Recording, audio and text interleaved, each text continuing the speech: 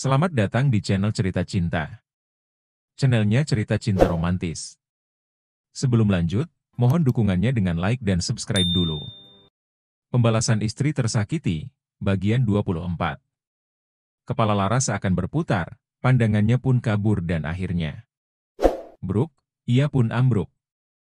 Aiman dengan sigap menangkap tubuh Laras, dia menggendongnya keluar menuju mobilnya. Laras! Pekik Zoya.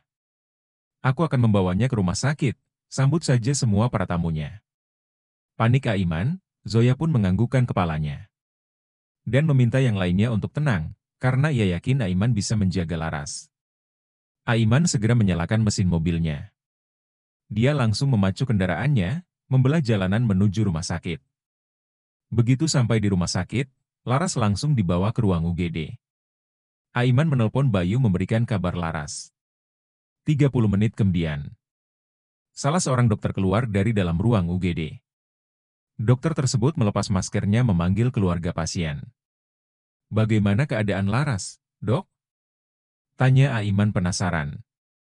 Pasien kekurangan cairan. Dilihat dari kantung matanya sepertinya pasien juga kurang istirahat, yang mengakibatkan tubuhnya melemah. Saya sudah menanganinya, dan juga memasangkan cairan infus. Setelah ini pasien akan dipindahkan ke ruang rawat, dan mohon untuk mengurus semua administrasinya. Jelas dokter menerangkan. Syukurlah, terima kasih, Dok. Ucap Aiman lega. Meli pun bernafas lega mendengarnya. Dia mengusap dadanya kemudian berjalan ke arah Aiman. Tuan, biar saya yang urus administrasinya. Ucap Meli antusias. Tidak perlu, kau jaga saja Laras di dalam, biar aku yang mengurusnya. Ucap Aiman, dia langsung pergi meninggalkan Meli, yang hendak mengeluarkan kembali suaranya. Laras dipindahkan menuju ruang rawat, Bayu dan Kiara sudah datang melihat kondisi sang adik yang wajah pucatnya. Selama 3 hari terakhir, Laras memang kurang istirahat. Dia bekerja totalitas demi berlangsungnya acara, yang sudah ia susun sebelumnya. Ras, kamu itu kenapa sih keras kepala sekali? Ucap Bayu menatap ke arah Laras. Sudahlah, bro. Semua sudah terjadi. Ucap Aiman, sambil memegang pundak Bayu. Aku ngerti, Maan. Tapi kenapa dia harus memaksakan dirinya sampai drop begini, sebagai kakak aku selalu gagal menjaganya. Ucap Bayu dengan parau, dia menahan tangisnya. Karena untuk kesekian kalinya, dia tidak ada di saat Laras membutuhkannya. Perlahan Laras menggerakkan jarinya. Matanya perlahan terbuka menyesuaikan cahaya, yang masuk ke dalam penglihatannya. Keningnya mengernyit, saat hendak mendudukkan tubuhnya. Ah sakit! Ringis Laras. Jangan banyak bergerak, Ras. Ucap Bayu pelan. Kamu tadi pingsan. Untung saja ada calon suamimu, yang langsung bawa kamu ke rumah sakit. Ucap Bayu santai. Calon suami? Sejak kapan aku punya calon, Kak? Bingung Laras. Dasar wanita, selalu saja tidak peka. Keluh Aiman dengan suara pelan. Kiara dan Meli menahan tawanya, tentu saja mereka mendengar ucapan Aiman meskipun pelan. Bayu menggenggam jemari Laras. Dia juga menarik hidung adiknya itu, sampai si empu mengerucutkan bibirnya. Dasar nakal. Sudah berapa kali kakak bilang? Jangan terlalu memforsir diri sendiri sampai lupa makan, minum apalagi istirahat. Iya, maaf kak. Lirih Laras. Ras, maafin Kak Kiara juga. Karena kesibukan kakak, jadinya kami sampai tidak memperhatikanmu. Sedalam dan sesakit apapun luka di masa lalu, kamu jangan sampai membalasnya dengan mengorbankan kesehatanmu sendiri. Ucap Kiara mengingatkan. Iya kak, aku gak mau nyusahin kalian juga, makanya aku hanya menitipkan langit saja. Aku tidak peduli meskipun aku tidak makan, yang ada dalam pikiranku, bagaimana supaya acaranya berjalan dan menampilkan hasil terbaik. Aku tidak ingin Louis tertawa, saat karya kami dicuri olehnya. Apalagi sampai membatalkan semuanya, ucap Laras dengan kepala menunduk. Aiman mendekat ke arah Laras. Dia berdiri di sampingnya, sambil mengukir senyum yang manis. Ras. Panggil Aiman. Iya. Sahut Laras. Boleh aku bicara? Tanya Aiman dengan ragu. Bicara saja, Mas, toh tidak ada yang melarang ini. Jawab Laras santai. Aiman menarik nafasnya panjang. Ia menarik kursi, dan duduk di samping Laras seraya menatapnya. Ras, kita kenal sudah cukup lama. Aku dan kamu memiliki kisah yang cukup menyakitkan yang berakhir sendirian. Mungkin, waktunya kurang tepat aku mengatakannya, tetapi aku tidak bisa menahannya lagi. Bolehkah aku mengisi ruang di hatimu? Ucap Aiman. Deg. Jantung Laras berdegup dengan kencang. Ia mengerjapkan matanya beberapa kali. Seakan tak percaya, jika Aiman mengatakan isi hatinya. Jujur saja, Laras juga menaruh rasa kagum pada Aiman karena kepribadiannya. Tetapi ia cukup takut jika menerima Aiman, karena Laras tahu sebesar apa cintanya pada mendiang senja. Rasa takutnya memulai percintaan kembali cukup besar, mengingat dirinya juga tersingkirkan karena seorang wanita. Melihat Laras yang diam, membuat Aiman cukup paham. Dia tidak akan memaksa, ataupun menuntut jawaban dari Laras. Bukan hal yang mudah pula bagi Laras untuk menerima orang baru, setelah semua yang dilaluinya. Aku hanya mengutarakan isi hatiku, selebihnya semua keputusan ada di tanganmu, Ras. Sebelum aku mengutarakannya, pastinya aku sudah memikirkan semuanya dengan baik menurutku. Aku juga hanya manusia biasa yang ingin melanjutkan hidup, dan menua bersama pasangan yang aku cintai. Hadirmu yang mungkin sudah Tuhan takdirkan. Kehampaan sudah tiada di diri ini berkatmu dan langit, aku tidak akan memaksamu. Karena aku pun tahu, prosesmu dalam menyembuhkan luka. Belum sepenuhnya sempurna ucap Aiman, tetapi Laras langsung menyela. Apa Mas Aiman serius? Tanya Laras. Apa aku terlihat bercanda? Sudah lama pula aku menahannya, Ras. Sekarang aku ungkapkan semuanya, meskipun waktunya tidak tepat. Jawab Aiman, dengan setenang mungkin. Meskipun ia berusaha menetralkan degup jantungnya, yang bertalu-talu dengan irama cepat. Mas Aiman memang baik. Apakah dengan menerimanya, sama dengan aku membalas semua kebaikannya? Batin Laras Noroweco.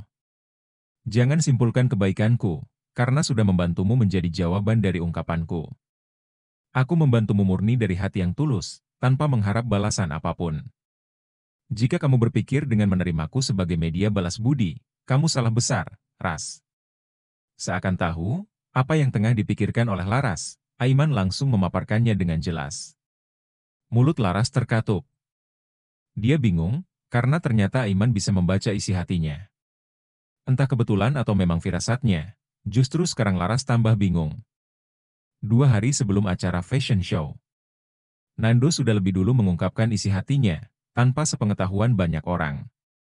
Tetapi Laras memilih diam, sama halnya dengan Aiman saat ini. Mulutnya membisu, entah apa yang akan ia katakan pada keduanya.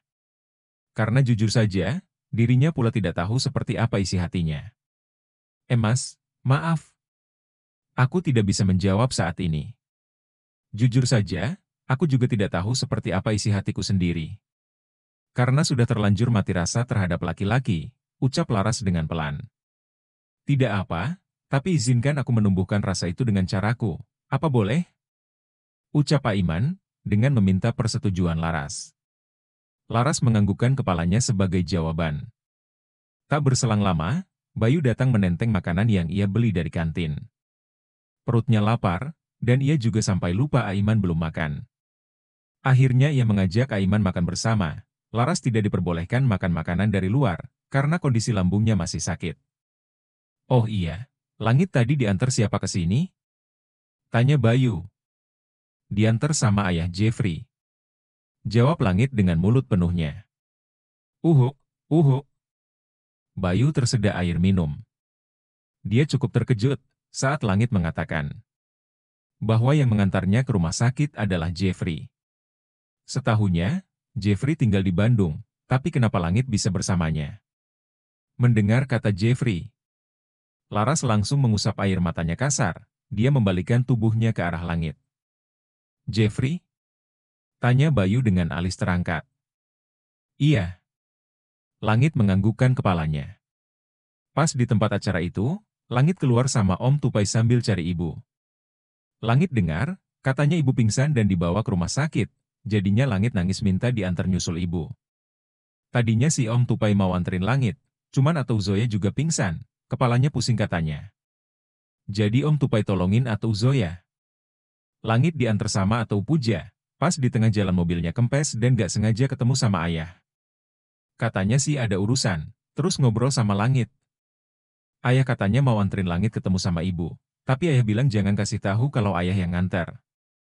Papar Langit panjang lebar. Langit? Ayah bilang apa sama Langit? Tanya Laras dengan lembut, meskipun ia menaruh rasa kecewa teramat besar pada Jeffrey. Tak sekalipun ia menanamkan kebencian, maupun dendam pada hati anaknya. Ayah bilang minta maaf, Langit jawab, belum puasa, nanti aja minta maafnya, tapi ayah malah ketawa. Ayah gak bilang apa-apa lagi, Bu. Katanya sampaikan salam pada ibu. Ayah bilang, Langit jangan nakal dan nyusahin ibu, takutnya ibu jadi kecapean. Harus jaga ibu punya asam. Asam? Asam apa sih? Asam sembung kalau gak salah, jawab Langit dengan polosnya. Asam lambung, Langit. Ucap Bayu meluruskan. Nah, itu dia. Oh iya, satu lagi. Katanya jangan benci ayah, seperti itulah ceritanya.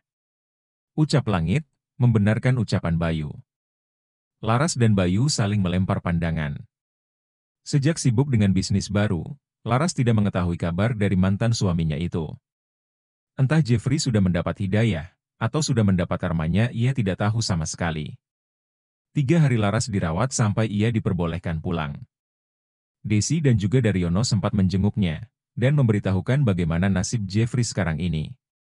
Ada rasa iba di hati Laras pada mantan suaminya.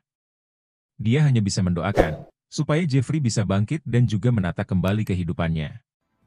Desi juga mengatakan, bahwa Jeffrey sekarang menjadi pribadi yang tertutup, tubuhnya pun semakin kurus tak terawat. Sebesar apapun kesalahan Jeffrey, saat dia datang kepada ayahnya. Saat itu juga Daryono memaafkan kesalahannya. Sebagai orang tua, tentu Daryono tak tega. Dia juga merasa sudah cukup hukuman bagi Jeffrey, sementara untuk Tuti entah kemana wanita itu pergi.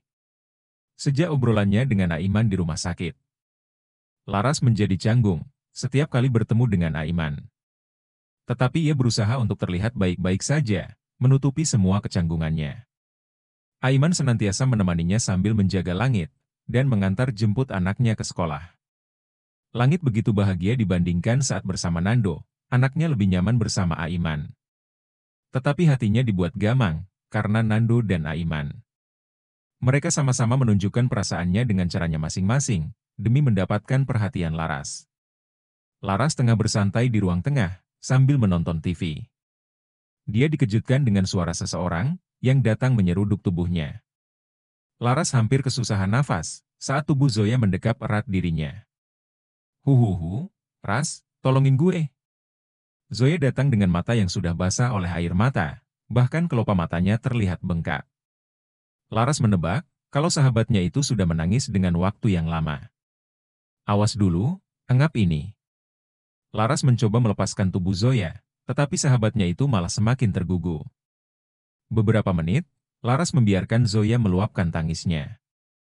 Setelah itu perlahan mengajak sahabatnya duduk, dan menceritakan masalahnya. Kalau udah tenang, coba ceritakan masalahnya, aku pasti dengerin.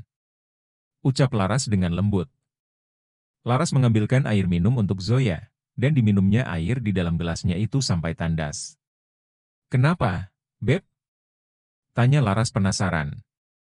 Aing dijodohin, pokoknya gue gak mau. Keluh Zoya sedih. Dijodohin? Sama siapa? Cecar Laras penasaran. Sama si curut, Nando. Jawab Zoya, dengan uring-uringan. Laras mengulum senyumnya, ingin rasanya ia tertawa terbahak-bahak melihat tingkah Zoya. Laras yakin akan ada tamu lagi yang datang. Sejujurnya ia senang, karena menurutnya Zoya dan juga Nando adalah pasangan yang cocok. Lagi pula, ia menganggap Nando sudah seperti adiknya sendiri, karena memang umurnya terpaut 2 tahun lebih tua dari dirinya. Dia juga tak kuasa menolak Nando, karena pria itu tetap kekeh dengan pendiriannya, yang ingin menjadikan Laras sebagai istrinya. Ayang Beb! Teriak seseorang dari arah depan. Sudah Laras duga, kalau akan ada tamu lagi yang datang. Dia menyahuti teriakan Nando, yang sudah biasa memanggilnya dengan sebutan itu. Zoya pun sudah mengetahui, kalau Nando memiliki perasaan pada Laras. Maka dari itu, dia uring-uringan. Karena awalnya dia menerima perjodohan orang tuanya itu, dengan membayangkan pria yang akan disandingkan dengannya itu masuk kriterianya. Nyatanya angannya terlalu jauh, untuk mendapatkan spek pria idolanya Jimin BTS. Dia malah mendapat mantan orang gila, yang sampai saat ini stresnya masih ada. Loh, kenapa ada si Sableng di sini? Heran Nando menunjuk ke arah Zoya. Zoya lantas menegakkan tubuhnya, ia melemparkan bantal ke arah Nando tepat mengenai kepalanya. Tak ingin ada keributan di rumahnya, Laras menyuruh keduanya untuk duduk, tanpa mengeluarkan suara. Zoya dan Nando terdiam. Mereka berdua saling membuang muka, tak ingin menatap satu sama lain. Laras menutup wajahnya menggunakan bantal kecil. Sungguh sangat lucu melihat keduanya, yang selalu ribut disatukan oleh kedua orang tuanya. Ekem, cie. Yang mau dijodohin, hahaha. Laras berdehem untuk menetralkan suaranya, ia meredam tawanya meskipun akhirnya pecah kembali. Mama. Huhuhu, kenapa dari sekian banyaknya cowok di dunia ini, cuman si Curut yang jadi pilihan? Keluh Zoya menggerutu. Hei, Sableng. Lu pikir gue mau sama lo? Mending gue sama Laras yang pastinya gue cintai. Cerocos Nando, membalas keluhan Zoya. Memangnya hanya dia saja yang tidak mau. Stop! Laras menaikkan nada suaranya. Lama-lama kepalanya pecah, melihat perdebatan antara Curut dan juga si Sableng ini.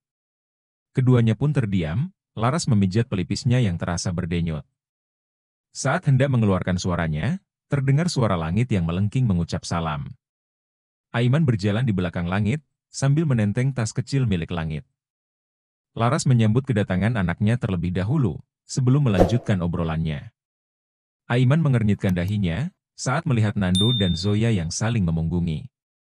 Karena penasaran, ia pun duduk di seberang Nando. Kalian kenapa? Apa kalian bertengkar? Tanya Aiman. Enggak. Sahut keduanya bersamaan.